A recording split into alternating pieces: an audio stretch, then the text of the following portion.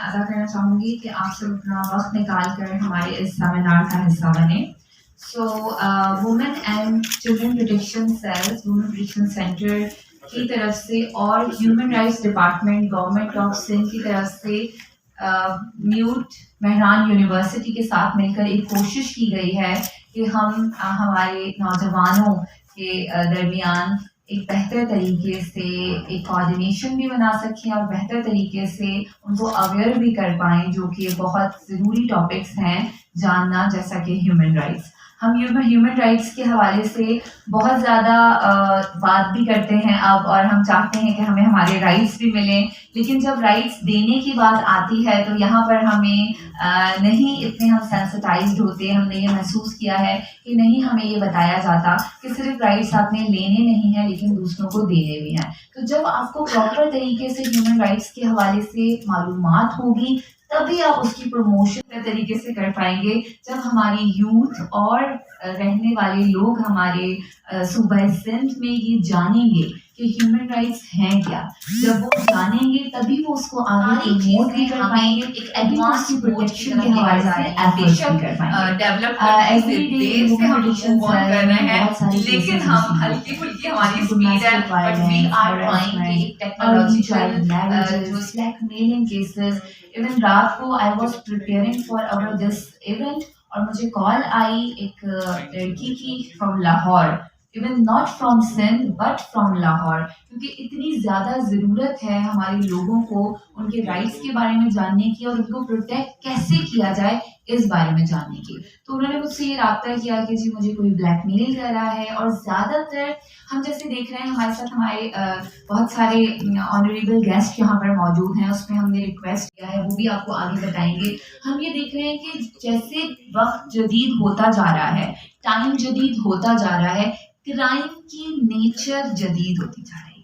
पहले जो क्राइम था वो अब डिजिटल नौयत का होता चला जा रहा है, क्योंकि हम देख रहे हैं सारी चीजें हमें एक एडवांस मोड की तरफ लेकर जा रही हैं। बेशक डेवलप्ड कंट्री से देर से हम मूव ऑन कर रहे हैं, लेकिन हम हल्की फुल्की हमारी स्पीड है, बट वी आर ट्राइंग के एक टेक्नोलॉजिकल जो की जानिब गामजन हो रहे हैं और टेक्नोलॉजी को अपना रहे हैं।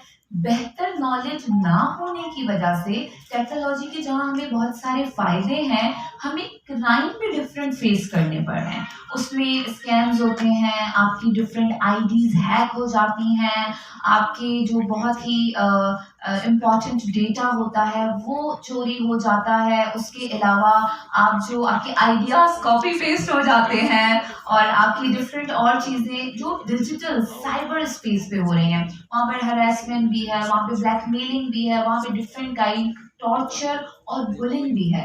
हमारे पास ऐसे केसेस भी आते हैं जिसपे आपको टॉर्चर, बुली, डिफेम किया जा रहा है। डिफेम के भी बहुत ज़्यादा केसेस आ रहे हैं, और एवरी लाइक 1 person in 3 इस तरह की डिफेमेशन और इन तरह की चीज़ों का सामना कर रहे हैं, जो कि हमारे डेटा के मुताबिक हम लोग रिसीव कर रहे हैं केसेस।